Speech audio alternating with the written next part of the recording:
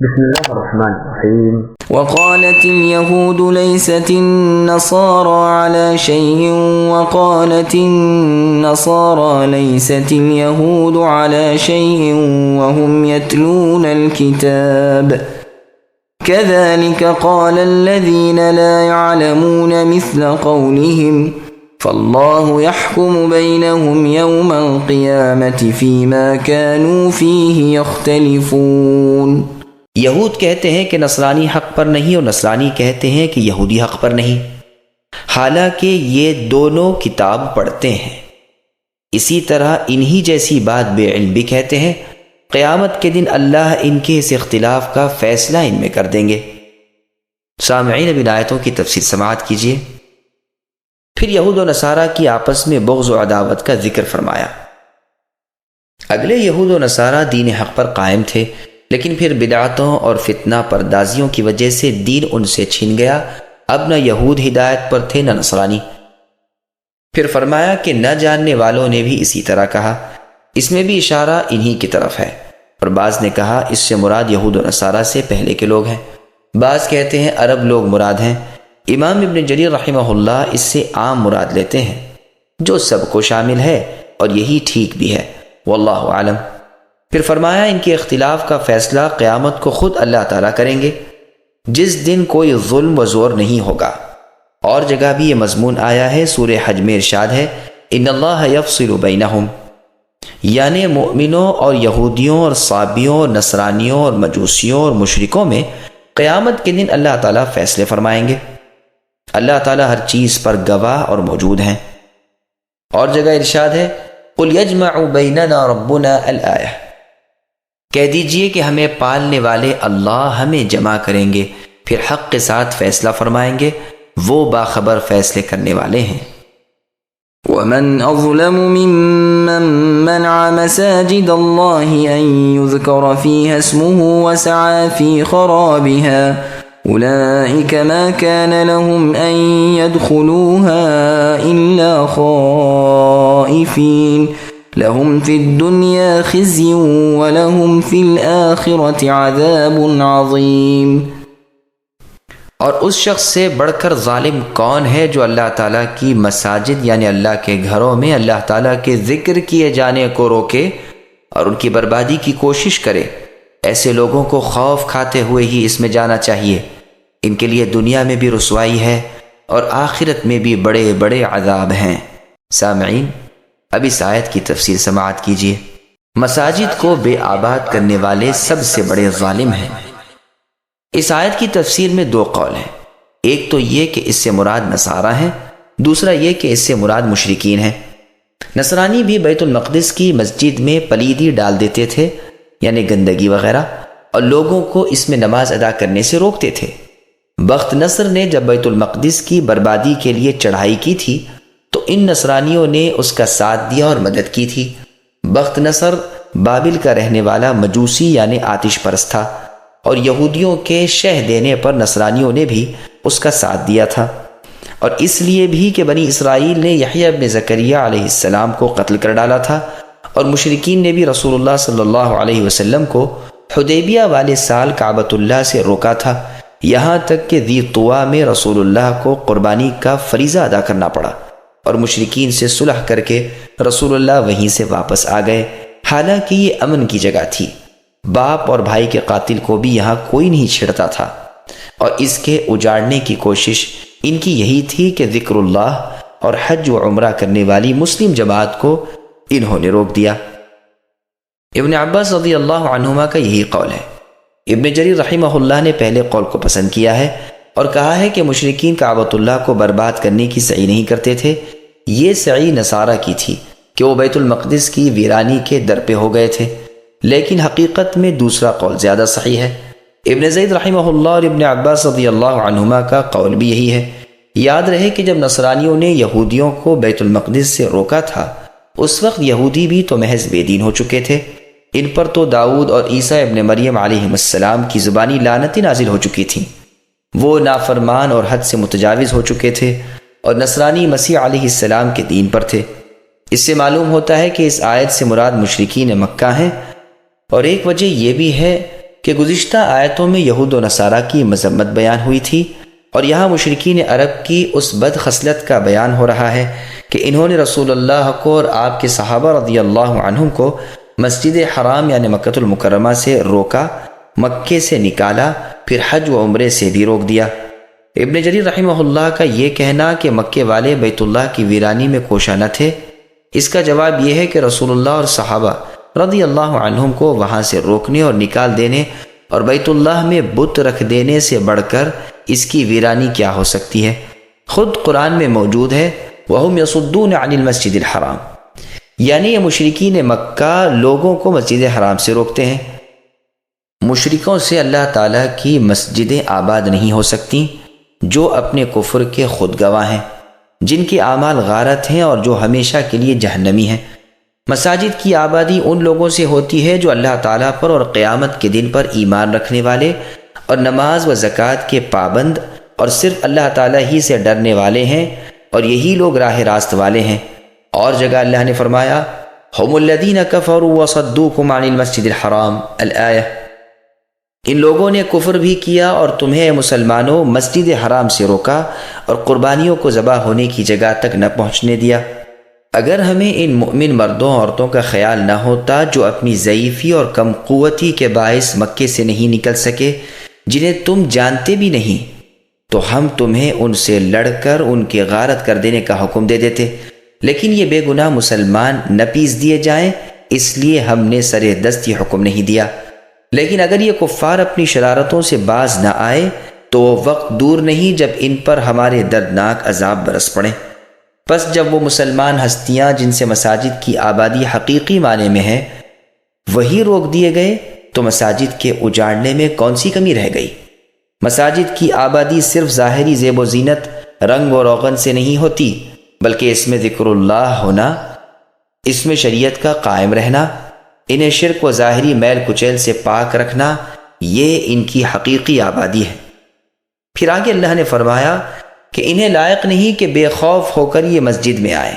مطلب یہ ہے کہ مسلمانوں انہیں بے خوفی اور بے باکی کے ساتھ بیت اللہ میں نہ آنے دو، جب ہم تمہیں غالب کر دیں تو اس وقت یہی کرنا۔ چنانچہ مکہ فتح ہو گیا۔ رسول اللہ نے اگلے سال 9 ہجری میں اعلان کرا دیا کہ اس سال کے بعد حج میں کوئی مشرک نہ آنے پائے اور بیت اللہ کا طواف کوئی ننگا ہو کر نہ کرے، جیسا کہ مشرکین کیا کرتے تھے۔ جن لوگوں کے درمیان صلح کی کوئی مدت مقرر ہوئی ہے وہ قائم ہے۔ یہ روایت بخاری کی ہے۔ یہ حکم دراصل تصدیق اور عمل ہے اس آیت پر، یا ایھا الذین آمنوا انما المشرکون نجس فلا يقربوا المسجد الحرام بعد عامهم هذا، یعنی مشرک لوگ نجس ہیں، پلید ہیں، اس سال کے بعد انہیں مسجد حرام میں نہ آنے دو۔ اور یہ معنی بھی بیان کیے گئے ہیں کہ چاہیے تو یہ تھا کہ یہ مشرک کانپتے ہوئے اور خوف زدہ مسجد میں آئیں، لیکن اس کے برعکس الٹا یہ مسلمانوں کو روک رہے ہیں۔ یہ مطلب بھی ہو سکتا ہے کہ اس آیت میں اللہ تعالیٰ ایمانداروں کو بشارت دیتے ہیں کہ ان قریب میں تمہیں غلبہ دوں گا، اور یہ مشرک اس مسجد کی طرف رخ کرنے سے بھی کپ کپانے لگیں گے۔ چنانچہ یہی ہوا، اور رسول اللہ صلی اللہ علیہ وسلم نے وصیت کی کہ جزیرہ عرب میں 2 دن باقی نہ رہنے پائیں، جیسا کہ مسند احمد میں ہے، اور یہود و نصارہ کو وہاں سے نکال دیا جائے، جیسا کہ صحیح مسلم میں ہے۔ الحمدللہ کہ اس امت کے بزرگوں نے یعنی صحابہ، تابعین رضوان اللہ علیہم اجمعین نے اس وصیت رسول اکرم صلی اللہ علیہ وسلم پر عمل بھی کر دکھایا۔ اس سے مساجد کی فضیلت اور بزرگی بھی ثابت ہوئی، بالخصوص اس جگہ کی اور اس مسجد کی جہاں سب سے بڑے اور کل جن و انس کے رسول محمد صلی اللہ علیہ وسلم بھیجے گئے تھے، یعنی خانہ کعبہ۔ ان گنہگاروں پر دنیا کی رسوائی بھی آئی، اور جس طرح انہوں نے مسلمانوں کو روکا، جلا وطن کیا، اسی طرح اس کا پورا بدلہ انہیں ملا۔ یہ بھی روکے گئے اور جلا وطن کیے گئے، اور ابھی اخروی عذاب باقی ہیں، کیونکہ انہوں نے بیت اللہ کی حرمت توڑی، وہاں بت رکھ دیے، غیر اللہ سے دعائیں اور مناجات شروع کر دیں، ننگے ہو کر بیت اللہ کا طواف کیا وغیرہ۔ اور اگر اس سے مراد نصرانی لیے جائیں تو بھی ظاہر ہے کہ وہ بیت المقدس کی مسجد میں ڈرتے ہوئے جاتے ہیں۔ انہوں نے بھی بیت المقدس کی بے حرمتی کی تھی، بالخصوص اس صخرہ یعنی پتھر کی جس کی طرف یہود نماز پڑھتے تھے۔ اسی طرح جب یہودیوں نے بے حرمتی کی اور نصرانیوں سے بھی بڑھ گئے تو ان پر ذلت بھی اس وجہ سے زیادہ نازل ہوئی۔ دنیا کی رسوائی سے مراد امام مہدی رحمہ اللہ کے زمانے کی رسوائی بھی ہے اور جزیے کی ادائیگی بھی ہے۔ وَلِلَّهِ الْمَشْرِقُ وَالْمَغْرِبُ فَأَيْنَمَا تُوَلُّوا فَثَمَّ وَجْهُ اللَّهِ إِنَّ اللَّهَ وَاسِعٌ عَلِيمٌ۔ اور مشرق اور مغرب کے مالک اللہ ہی ہیں، تم جدھر بھی منہ کرو ادھر ہی اللہ کا منہ ہے۔ اللہ تعالیٰ کشادگی اور وسعت والے اور بڑے علم والے ہیں۔ سامعین، اب اس آیت کی تفسیر سماعت کیجیے۔ کعبۃ اللہ کو قبلہ بنایا جانا۔ اس آیت میں نبی صلی اللہ علیہ وسلم اور آپ کے ان صحابہ کرام رضی اللہ عنہم کو تسلی دی جا رہی ہے جو مکے سے نکالے گئے اور اپنی مسجد سے روکے گئے تھے۔ رسول اللہ مکہ مکرمہ میں بیت المقدس کی طرف منہ کر کے نماز پڑھتے تھے تو کعبۃ اللہ بھی سامنے ہی ہوتا تھا۔ جب مدینہ تشریف لائے تو 16 یا 17 ماہ تک تو ادھر ہی منہ کر کے نماز پڑھتے رہے، مگر پھر اللہ تعالیٰ نے کعبۃ اللہ کی طرف متوجہ ہونے کا حکم دیا، جیسا کہ بخاری اور مسلم میں ہے۔ ابو عبید قاسم بن سلام رحمۃ اللہ علیہ نے اپنی کتاب ناسخ و منسوخ میں ابن عباس رضی اللہ عنہما سے روایت نقل کی ہے کہ قرآن میں سب سے پہلا منسوخ کا حکم یہی قبلے کا ہے۔ للہ المشرق والی آیت نازل ہوئی۔ رسول اللہ بیت المقدس کی طرف منہ کر کے نمازیں پڑھتے، پھر آیت وَمِنْ حَيْثُ خَرَجْتَ نازل ہوئی اور رسول اللہ نے بیت اللہ کی طرف متوجہ ہو کر نماز ادا کرنا شروع کی۔ مدینے میں جب رسول اللہ بیت المقدس کی طرف منہ کر کے نماز پڑھتے رہے تو یہ یہودی بہت خوش ہوئے، لیکن جب یہ حکم چند ماہ کے بعد منسوخ ہوا اور رسول اللہ اپنی چاہت اور دعا اور انتظار کے مطابق کعبۃ اللہ کی طرف منہ کر کے نمازیں پڑھنے کا حکم دیے گئے تو ان یہودیوں نے طعنے دینے شروع کر دیے کہ اب اس قبلے سے کیوں ہٹ گئے۔ تو اللہ تعالیٰ نے یہ آیت اتاری کہ مشرق و مغرب کے مالک اللہ تعالیٰ ہی ہیں۔ پھر یہ اعتراض کیا، جدھر اللہ کا حکم ہو پھر جانا چاہیے۔ ابن عباس رضی اللہ عنہما سے یہ بھی مروی ہے کہ مشرق و مغرب میں تم جہاں کہیں بھی ہو منہ کعبے کی طرف کرو۔ بعض بزرگوں کا بیان ہے کہ یہ آیت کعبے کی طرف متوجہ ہونے کے حکم سے پہلے اتری ہے، اور مطلب یہ ہے کہ مشرق و مغرب جدھر چاہو منہ پھیرو، سب جہتیں اللہ ہی کی ہیں اور سب طرف اللہ موجود ہے، اس سے کوئی جگہ خالی نہیں، جیسے فرمایا وَلَا أَدْنَى مِنْ ذَلِكَ وَلَا أَكْثَرَ إِلَّا هُوَ مَعَهُمْ أَيْنَمَا كَانُوا، یعنی تھوڑے بہت جو بھی ہوں اللہ ان کے ساتھ ہے۔ پھر یہ حکم منسوخ ہو کر کعبۃ اللہ کی طرف متوجہ ہونا فرض ہوا۔ اس قول میں جو یہ لفظ ہیں کہ اللہ سے کوئی جگہ خالی نہیں، اگر اس سے مراد اللہ تعالیٰ کا علم ہو تو صحیح ہے، کوئی اللہ کے علم سے خالی نہیں، اور اگر ذات باری ہو یعنی خود اللہ تعالیٰ مراد ہوں تو ٹھیک نہیں۔ اللہ تعالیٰ کی پاک ذات اس سے بہت بلند و بالا ہے کہ وہ اپنی مخلوق میں سے کسی چیز میں حاضر ہو۔ نیز مطلب آیت کا یہ بھی بیان کیا گیا ہے کہ یہ آیت سفر اور رہروی اور خوف کے وقت کے لیے ہے کہ ان تینوں وقتوں میں نفل نماز کو جس طرف منہ ہو ادا کیا کرو۔ سواری پر اور تاریکی میں نماز پڑھنے کی تفصیل۔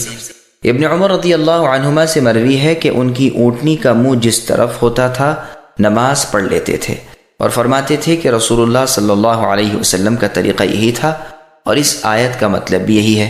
آیت کا ذکر کیے بغیر یہ حدیث مسلم، ترمذی، نسائی، ابن ابی حاتم، ابن مردویہ وغیرہ میں مروی ہے، اور اصل اس کی صحیح بخاری، صحیح مسلم میں بھی موجود ہے۔ صحیح بخاری میں ہے کہ ابن عمر رضی اللہ عنہما سے جب نماز خوف کے بارے میں پوچھا جاتا تو نماز خوف کو بیان فرماتے اور کہتے کہ جب اس سے بھی زیادہ خوف ہو تو پیدل اور سوار کھڑے کھڑے پڑھ لیا کرو، منہ خواہ قبلے کی جانب ہو خواہ نہ ہو۔ نافع رحمہ اللہ کا بیان ہے کہ عبداللہ بن عمر رضی اللہ عنہما میرے خیال سے اسے مرفوع بیان کرتے تھے۔ امام شافعی رحمہ اللہ کا مشہور فرمان ہے کہ سفر خواہ پر امن ہو، خواہ خوف، ڈر اور لڑائی کا ہو، سواری پر نفل ادا کر لینے جائز ہیں۔ امام مالک رحمہ اللہ اور آپ کی جماعت اس کے خلاف ہے۔ ابو یوسف اور ابو سعید استخری بغیر سفر کے بھی سے جائز کہتے ہیں۔ انس رضی اللہ عنہ سے بھی یہ روایت ہے۔ ابو جعفر طبری رحمہ اللہ بھی اسے پسند فرماتے ہیں، یہاں تک کہ وہ تو پیدل چلنے والے کو بھی رخصت دیتے ہیں۔ غائبانہ نماز جنازہ پڑھنے کا بیان۔ بعض مفسرین رحمہم اللہ کہتے ہیں کہ اس کے نازل ہونے کا باعث نجاشی ہے۔ اس کے معنی میں یہ بھی کہا گیا ہے کہ وہ بیت المقدس کی طرف اس لیے نمازیں پڑھتے رہے کہ انہیں اس کے منسوخ ہو جانے کا علم نہیں ہوا تھا۔ قرطبی رحمہ اللہ فرماتے ہیں کہ ان کے جنازے کی نماز رسول اللہ نے پڑھی، اور یہ دلیل ہے کہ جنازے کی نماز غائبانہ ادا کرنی چاہیے، اور اس کے نہ ماننے والے اس کو مخصوص جانتے ہیں اور اس کی 3 تعویلیں کرتے ہیں۔ ایک تو یہ کہ رسول اللہ نے اس کے یعنی نجاشی کے جنازے کو دیکھ لیا، زمین آپ کے لیے لپیٹ لی گئی تھی۔ دوسری یہ کہ چونکہ وہاں ان کے پاس ان کے جنازے کی نماز پڑھنے والا اور کوئی نہ تھا، اس لیے رسول اللہ نے یہاں غائبانہ مدینے میں نماز جنازہ ادا کی۔ ابن عربی اسی جواب کو پسند کرتے ہیں۔ قرطبی کہتے ہیں کہ یہ ناممکن ہے کہ ایک بادشاہ مسلمان ہو اور اس کی قوم کا کوئی شخص اس کے پاس مسلمان نہ ہو۔ ابن عربی اس کے جواب میں کہتے ہیں کہ شاید ان کے نزدیک جنازے کی نماز کی شریعت نہ ہو۔ یہ جواب بہت اچھا ہے۔ تیسری یہ کہ آپ نے غائبانہ نماز جنازہ ادا کی تاکہ لوگوں کو رغبت ہو اور اس جیسے دوسرے بادشاہ دین اسلام کی طرف مائل ہوں۔ لیکن یہ تینوں تعویلیں ظاہر کے خلاف ہونے کے علاوہ صرف احتمالات کی بنا پر ہیں، اور انہیں مان لینے کے بعد بھی مسئلہ یہی ہے کہ جنازہ غائبانہ پڑھنا چاہیے، کیونکہ گوہ رسول اللہ صلی اللہ علیہ وسلم نے اس جنازے کا مشاہدہ کر لیا ہو، لیکن پھر بھی صحابہ رضی اللہ عنہم کی نماز تو غائبانہ ہی رہی۔ اگر ہم دوسرا جواب مان لیں تو بھی جنازہ تو غائبانہ ہی ہوا۔ جو لوگ سرے سے نماز جنازہ غائبانہ کے قائل ہی نہیں، وہ تو اس صورت میں بھی قائل ہیں، اور یہ بات تو دل کو لگتی ہی نہیں کہ ان کے نزدیک نماز جنازہ مشروع نہ ہو، شریعت بھی اسلام تھی نہ کہ اور۔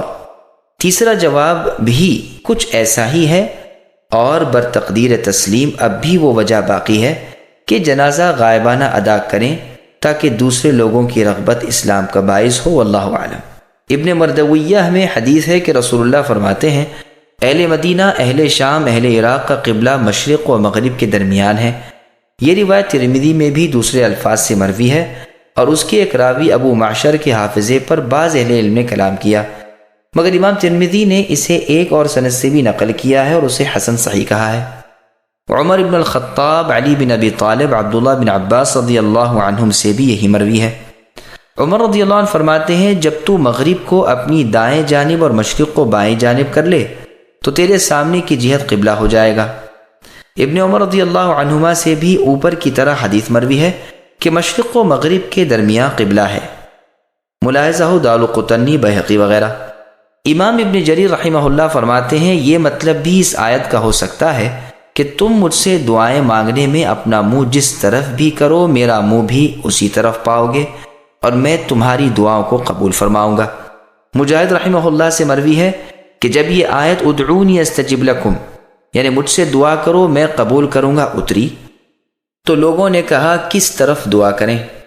اس کے جواب میں یہ آیت فَأَيْنَمَا تُوَلُّوا فَثَمَّ وَجْهُ اللَّهِ نازل ہوئی۔ پھر فرماتے ہیں کہ اللہ تعالیٰ تمام وسعتوں پر غالب اور گنجائش والے اور علم والے ہیں، جس کی کفایت سخاوت اور فضل و کرم نے تمام مخلوق کا احاطہ کر رکھا ہے۔ وہ سب چیزوں کو جانتے بھی ہیں، کوئی چھوٹی سے چھوٹی چیز بھی اللہ کے علم سے باہر نہیں، بلکہ وہ تمام چیزوں کے عالم ہیں۔ وقالوا اتخذ الله ولدا سبحانه بل له ما في السماوات والأرض كل له قانتون بديع السماوات والأرض وإذا قضى أمرا فإنما يقول له كن فيكون۔ اور یہ کہتے ہیں اللہ کی اولاد ہے، نہیں بلکہ وہ اللہ تو پاک ہے، زمین و آسمان کی تمام مخلوقات اللہ کی ملکیت میں ہے، اور ہر ایک اللہ کا فرما بردار ہے۔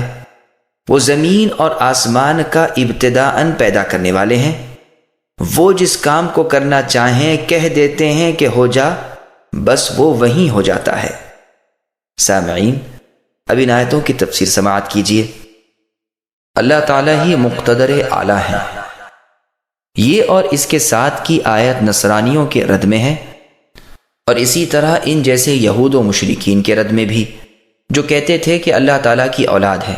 ان سے کہا جاتا ہے کہ زمین و آسمان وغیرہ تمام چیزوں کے تو اللہ تعالیٰ مالک ہیں، ان کے پیدا کرنے والے ہیں، انہیں روزیاں دینے والے، ان کے اندازے مقرر کرنے والے، انہیں قبضے میں رکھنے والے، ان میں رد و بدل کرنے والے اللہ تعالیٰ ہی ہیں۔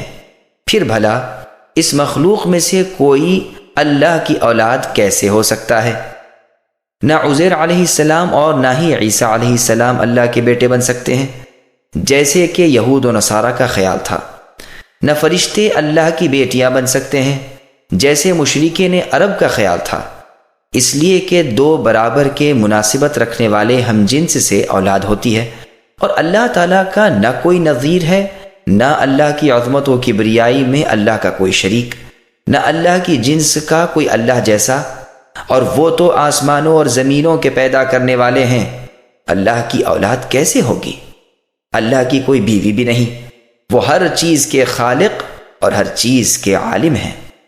تم رحمان کی اولاد بتاتے ہو، یہ کتنی بےہودہ اور لغو بات تم کہتے ہو، یہ اتنی بری بات زبان سے نکالتے ہو کہ اس سے آسمانوں کا پھٹ جانا اور زمین کا شق ہو جانا اور پہاڑوں کا ریزہ ریزہ ہو جانا ممکن ہے۔ تمہارا دعویٰ ہے کہ اللہ تعالیٰ صاحب اولاد ہیں۔ اللہ تعالیٰ کی اولاد تو کوئی ہو ہی نہیں سکتی۔ اللہ کے سوا جو بھی ہیں اللہ کی ملکیت ہے۔ زمین و آسمان کی کل ہستیاں اللہ کی غلامی میں حاضر ہونے والی ہیں، جنہیں ایک ایک کر کے اللہ نے گھیر رکھا ہے اور شمار کر رکھا ہے۔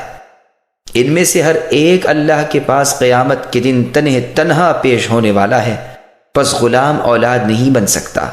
ملکیت اور ولدیت دو مختلف اور متضاد حیثیتیں ہیں، اور سورہ اخلاص میں اس کی نفی فرمائی۔ ارشاد ہوا، قل هو اللہ احد اللہ الصمد لم یلد ولم یولد ولم یکن لہ کفوا احد۔ اے نبی کہہ دیجئے کہ اللہ ایک ہی ہے، اللہ بے نیاز ہیں، اللہ کی کوئی اولاد ہے نہ ماں باپ، اللہ کا ہم جنس کوئی نہیں۔ ان آیات اور ان جیسی آیات میں اس خالق کائنات نے اپنی تسبیح و تقدیس بیان کی، اپنے بے نظیر بے مثل اور لا شریک ہونا ثابت کیا، اور مشرکین کے اس گندے عقیدے کا بطلان کیا، اور بتایا کہ اللہ تعالیٰ تو سب کے پیدا کرنے والے اور سب کے رب ہیں، پھر اللہ کی اولاد اور بیٹے بیٹیاں کہاں سے ہوں گی؟ سورہ بقرہ کی اس آیت کی تفسیر میں صحیح بخاری کی ایک حدیث قدسی میں ہے کہ اللہ تعالیٰ فرماتے ہیں، مجھے ابن آدم جھٹلاتا ہے، اسے یہ لائق نہ تھا، مجھے وہ گالیاں دیتا ہے، اسے یہ نہیں چاہیے تھا۔ اس کا جھٹلانا تو یہ ہے کہ وہ خیال کر بیٹھتا ہے کہ میں اسے مار ڈالنے کے بعد پھر زندہ کرنے پر قادر نہیں ہوں، اور اس کا گالیاں دینا یہ ہے کہ وہ میری اولاد بتاتا ہے، حالانکہ میں پاک ہوں اور بلند و بالا ہوں اس سے کہ میری اولاد اور بیوی ہو۔ یہی حدیث دوسری سندوں سے اور کتابوں میں بھی بے اختلاف الفاظ مروی ہے۔ بخاری اور مسلم میں ہے، رسول اللہ فرماتے ہیں، بری باتیں سن کر صبر کرنے میں اللہ تعالیٰ سے زیادہ کوئی کامل نہیں۔ لوگ اللہ کی اولادیں بتائیں اور وہ انہیں رزق و عافیت دیتے رہیں۔ پھر فرمایا، ہر چیز اللہ کی اطاعت گزار ہے، اللہ کی غلامی کی اقراری ہے، اللہ کے لیے اخلاص کرنے والی ہے، اللہ کی سرکار میں قیامت کے روز دست بستہ کھڑی ہونے والی اور دنیا میں عبادت گزار ہے۔ اللہ کی شان تو یہ ہے کہ جس کو وہ کہے یوں ہو، اس طرح بن، وہ اسی طرح ہو جاتی ہے اور بن جاتی ہے۔ اسی طرح ہر ایک اللہ کے سامنے پست و مطیع یعنی فرما بردار ہے۔ کفار بھی گو نہ چاہیں لیکن ان کے سائے اللہ کے سامنے جھکتے رہتے ہیں۔ قرآن کریم نے اور جگہ فرمایا، وَلِلَّهِ يَسْجُدُ الآیہ، آسمان و زمین کی کل چیزیں خوشی و ناخوشی اللہ تعالیٰ کو سجدہ کرتی ہیں، ان کے سائے صبح و شام جھکتے رہتے ہیں۔ پھر آگے اللہ نے فرمایا کہ وہ اللہ آسمان و زمین کو بغیر کسی سابقہ نقشے کے پہلی ہی بار کی پیدائش میں پیدا کرنے والے ہیں۔ لغت میں بدعت کے معنی تو پیدا کرنے، نیا بنانے کے ہیں، اور سنن نبی داؤد وغیرہ کی حدیث میں ہے کہ ہر نئی بات بدعت ہے اور ہر بدعت گمراہی ہے۔ یہ تو ہوئی شرعی بدعت۔ کبھی بدعت کا اطلاق صرف لغتاً ہوتا ہے، شرعاً مراد نہیں ہوتی۔ جیسے عمر رضی اللہ عنہ نے لوگوں کو نماز تراویح پر جمع کر کے پھر اسے اسی طرح جاری دیکھ کر فرمایا تھا، اچھی بدعت ہے، جیسا کہ روایت بخاری میں ہے۔ آیت میں لفظ بدیع مبدع سے پھیرا گیا ہے، جیسے مولم سے علیم اور مسمع سے سمیع۔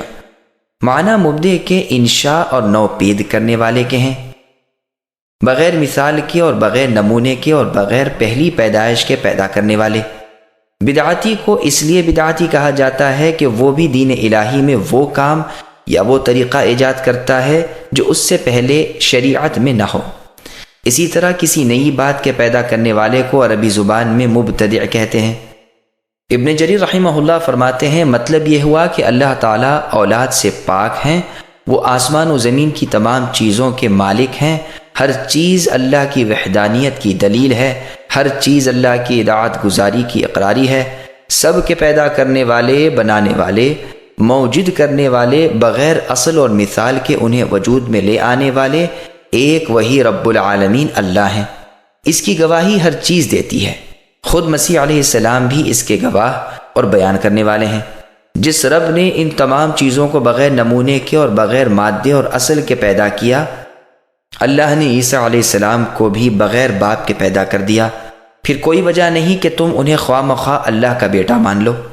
پھر فرمایا کہ اس اللہ کی قدرت و سلطنت، سطوت و شوکت ایسی ہے کہ جس چیز کو جس طرح کی بنانا اور پیدا کرنا چاہیں اسے کہہ دیتے ہیں کہ اس طرح اور ایسی ہو جا، وہ اسی وقت ہو جاتی ہے۔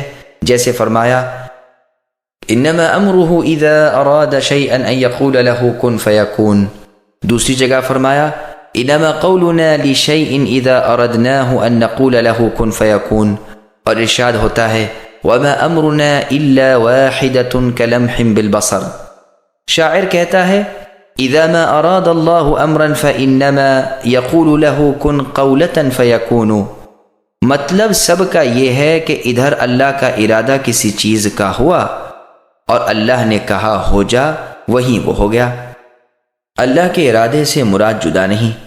پس مندرجہ بالا آیت میں عیسائیوں کو نہایت لطیف پیرائے سے یہ بھی سمجھا دیا گیا کہ عیسیٰ علیہ السلام بھی اسی اللہ کے کہنے سے پیدا ہوئے ہیں، ہو جا۔ دوسری جگہ صاف صاف فرما دیا ان مثل عیسیٰ عند اللہ کمثل آدم خلقہ من تراب ثم قال له کن فیکون، یعنی عیسیٰ علیہ السلام کی مثال اللہ کے نزدیک آدم علیہ السلام جیسی ہے، جنہیں مٹی سے پیدا کیا پھر فرمایا ہو جا، وہ ہو گئے۔ وقال الذين لا يعلمون لولا يكلمنا الله أو تأتينا آية كذلك قال الذين من قبلهم مثل قولهم تشابهت قلوبهم قد بينا الآيات لقوم يوقنون۔ اور اسی طرح بے علم لوگوں نے بھی کہا کہ خود اللہ ہم سے باتیں کیوں نہیں کرتے، ہمارے پاس کوئی نشانی کیوں نہیں آتی۔ اسی طرح ایسی ہی بات ان کے اگلوں نے بھی کہی تھی، ان کے اور ان کے دل یکساں ہو گئے، ہم نے تو یقین والوں کے لیے نشانیاں بیان کر دیں۔ سامعین ابی سعید کی تفسیر سماعت کیجیے۔ رافع ابن حریملہ نے رسول اللہ صلی اللہ علیہ وسلم سے کہا تھا کہ اگر آپ سچے ہیں تو اللہ تعالیٰ خود ہم سے کیوں نہیں کہتے، ہم خود بھی تو اللہ سے اللہ کا کلام سنیں۔ اس پر یہ آیت اتری۔ مجاہد رحمہ اللہ کہتے ہیں یہ بات نصرانیوں نے کہی تھی۔ ابن جریر رحمہ اللہ فرماتے ہیں یہی ٹھیک بھی معلوم ہوتا ہے، اس لیے کہ آیت انہی کے بیان کے دوران میں ہے، لیکن یہ قول سوچنے کے قابل ہے۔ قرطبی فرماتے ہیں کہ انہوں نے کہا تھا کہ آپ کی نبوت کی اطلاع خود اللہ تعالی ہمیں کیوں نہیں دیتے، اور یہی بات ٹھیک ہے، واللہ اعلم۔ مفسرین کہتے ہیں یہ قول کفار عرب کا تھا، اور پھر یہ جو فرمایا کہ اسی طرح بے علم لوگوں نے بھی کہا تھا، اس سے مراد یہود و نصارہ ہیں۔ قرآن کریم میں اور جگہ ہے وَإِذَا جَاءَتْهُمْ آيَةٌ قَالُوا لَن نُؤْمِنَ حَتَّى نُؤْتَى مِثْلَ مَا أُوتِيَ رُسُلُ اللَّهِ، یعنی ان کے پاس جب کبھی کوئی نشانی آتی ہے تو کہتے ہیں ہم اس وقت تک نہیں مانیں گے جب تک کہ وہ نہ دیے جائیں جو اللہ تعالیٰ کے رسولوں کو دیا جاتا ہے۔ اور جگہ فرمایا وَقَالُوا لَن نُؤْمِنَ لَكَ الآیات، یعنی انہوں نے کہا کہ ہم رسول اللہ پر ہرگز ایمان نہیں لائیں گے جب تک کہ آپ ہمارے لیے ہماری ان زمینوں میں چشمے جاری نہ کر دیں۔ اور جگہ فرمایا وَقَالَ الَّذِينَ لَا يَرْجُونَ لِقَاءَنَا إِلَى آخِرِ الْآیَةِ، یعنی ہماری ملاقات کے منکر کہتے ہیں ہم پر فرشتے کیوں نہیں اتارے جاتے، اللہ تعالیٰ ہمارے سامنے کیوں نہیں آتے۔ اور جگہ فرمایا بل یرید کل امرئ منہم ان یؤتی صحفا منشرہ، یعنی ان کافروں میں سے ہر شخص چاہتا ہے کہ وہ خود کوئی کتاب دیا جائے وغیرہ وغیرہ۔ یہ آیات صاف بتاتی ہیں کہ مشرکین عرب نے رسول اللہ سے صرف تکبر و عناد کی بنا پر ایسی ایسی چیزیں طلب کی۔ اسی طرح یہ مطالبہ بھی انہی مشرکین کا تھا، اور ان سے پہلے اہل کتاب نے بھی ایسے ہی فضول سوالات کیے تھے۔ ارشاد ہوتا ہے یسألک اہل الکتاب الی آخرہ، یعنی اہل کتاب آپ سے چاہتے ہیں اے نبی کہ آپ ان پر کوئی آسمانی کتاب اتاریں، اور جبکہ موسیٰ علیہ السلام سے انہوں نے اس سے بھی بڑا سوال کیا تھا۔ ان سے تو کہا تھا کہ ہمیں اللہ کو آمنے سامنے دکھائیے، اور جگہ فرمان ہے کہ جب تم نے کہا اے موسیٰ ہم تم پر ہرگز ایمان نہ لائیں گے جب تک کہ اپنے رب کو سامنے نہ دیکھ لیں، پھر فرمایا کہ ان کے اور ان کے دل یکساں اور مشابہ ہو گئے، یعنی ان مشرکین کے دل کفار جیسے ہو گئے۔ اور جگہ فرمایا لوگوں نے بھی اپنے انبیاء کو جادوگر اور دیوانہ کہا تھا، انہوں نے بھی ان کے موافقت کی۔ پھر فرمایا ہم نے یقین والوں کے لیے اپنی آیات بیان کر دیں جن سے رسول کی تصدیق عیاں ہے، کسی اور چیز کی طلب کی حاجت باقی نہیں رہی، یہی نشانیاں ایمان لانے کے لیے کافی ہیں۔ ہاں جن کے دلوں پر مہر لگی ہوئی ہو انہیں کسی آیت سے کوئی فائدہ نہ ہوگا، جیسے فرمایا ان الذین حقت علیہم الآیات، جن پر آپ کے رب کی بات اے نبی ثابت ہو چکی ہے وہ ایمان نہ لائیں گے، گو ان کے پاس تمام آیات آ جائیں جب تک کہ وہ دردناک عذاب نہ دیکھ لیں۔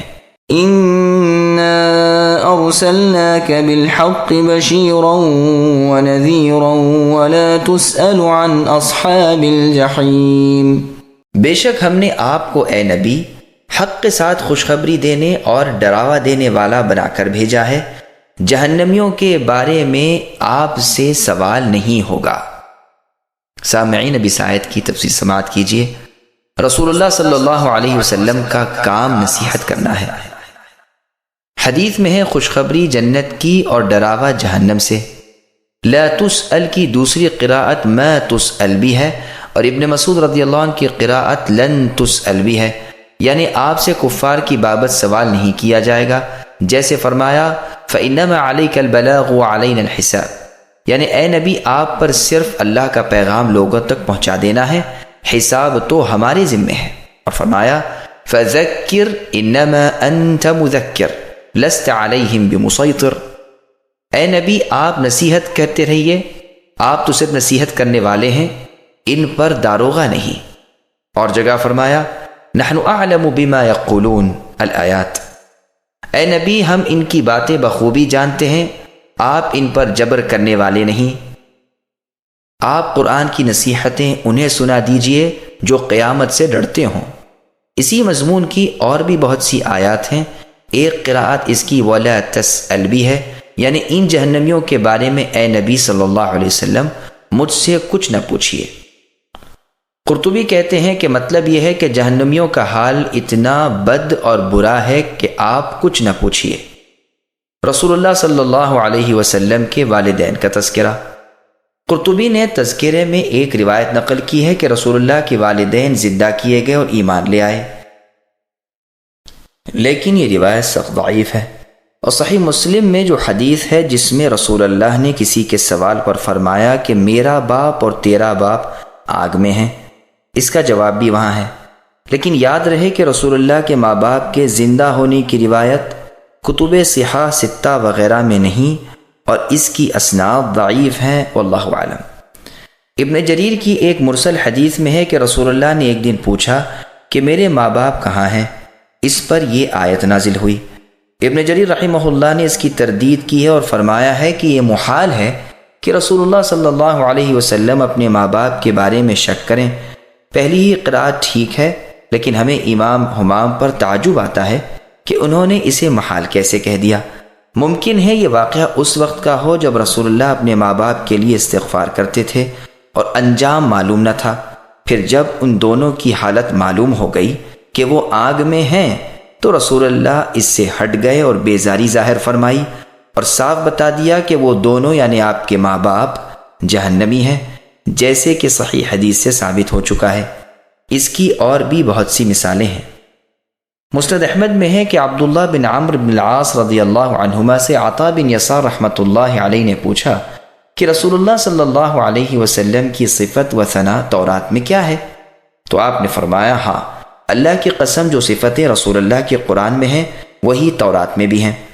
تورات میں ہے کہ اے نبی، ہم نے آپ کو گواہ اور خوشخبریاں دینے والا اور ڈرانے والا اور ان پڑھوں کا بچاؤ بنا کر بھیجا ہے۔ آپ میرے بندے اور میرے رسول ہیں۔ میں نے آپ کا نام متوکل رکھا ہے۔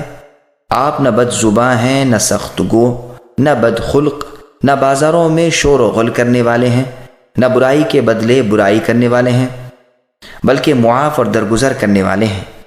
اللہ تعالیٰ انہیں دنیا سے نہ اٹھائیں گے جب تک کہ ٹیڑھے دین کو ان کی وجہ سے بالکل ٹھیک اور درست نہ کر دیں، اور لوگ لا الہ الا اللہ کا اقرار نہ کر لیں، اور ان کی اندھی آنکھیں کھل نہ جائیں اور ان کے بہرے کان سننے نہ لگ جائیں، اور ان کے زنگ آلودہ دل صاف نہ ہو جائیں۔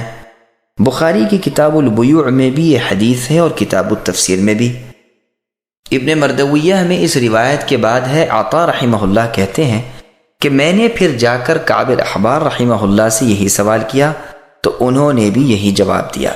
وَلَن تَرْضَىٰ عَنكَ الْيَهُودُ وَلَا النَّصَارَىٰ حَتَّىٰ تَتَّبِعَ مِلَّتَهُمْ قُلْ إِنَّ هُدَى اللَّهِ هُوَ الْهُدَىٰ وَلَئِنِ اتَّبَعْتَ أَهْوَاءَهُمْ بَعْدَ الَّذِي جَاءَكَ مِنَ الْعِلْمِ مَا لَكَ مِنَ اللَّهِ مِن وَلِيٍّ وَلَا نَصِيرٍ الَّذِينَ آتَيْنَاهُمُ الْكِتَابَ يَتْلُونَهُ حَقَّ تِلَاوَتِهِ أولئك يؤمنون به ومن يكفر به فأولئك هم الخاسرون۔ اور آپ سے اے نبی یہ یہود اور نصارہ ہرگز راضی نہیں ہوں گے جب تک کہ آپ ان کے مذہب کے تابع نہ بن جائیں۔ آپ کہہ دیجئے کہ اللہ کی ہدایت ہی ہدایت ہے، اور اگر آپ نے باوجود اپنے پاس علم آ جانے کے پھر ان کی خواہش کی پیروی کی تو اللہ تعالیٰ کے پاس نہ تو آپ کا کوئی ولی ہوگا اور نہ مددگار۔ جنہیں ہم نے کتاب دی ہے اور وہ اسے پڑھنے کے حق کے ساتھ پڑھتے ہیں، وہ اس کتاب پر بھی ایمان رکھتے ہیں، اور جو اس کے ساتھ کفر کرے وہ نقصان والا ہے۔ سامعین اب ان آیتوں کی تفسیر سماعت کیجیے۔ آیت کا مطلب یہ ہے کہ لوگ آپ سے اے نبی ہرگز راضی نہیں ہوں گے، لہٰذا آپ بھی انہیں چھوڑیے اور رب کی رضا پر چلیے۔ انہیں دعوت رسالت پہنچا دیجیے۔ دین حق وہی ہے جو اللہ نے آپ کو دیا ہے، آپ اس پر قائم رہیے۔ صحیح مسلم کی حدیث میں ہے، آپ نے فرمایا میری امت کی ایک جماعت حق پر جم کر دوسروں کے مقابلے میں رہے گی اور غلبے کے ساتھ رہے گی یہاں تک کہ قیامت آئے۔ پھر اپنے نبی کو خطاب کر کے اللہ تعالیٰ خبر دے رہے ہیں کہ ہرگز ان یہود و نصارہ کی رضامندی اور ان سے صلح جوئی کے لیے اپنے دین میں سست نہ ہونا، ان کی طرف نہ جھکنا، نہ ان کا کہا ماننا۔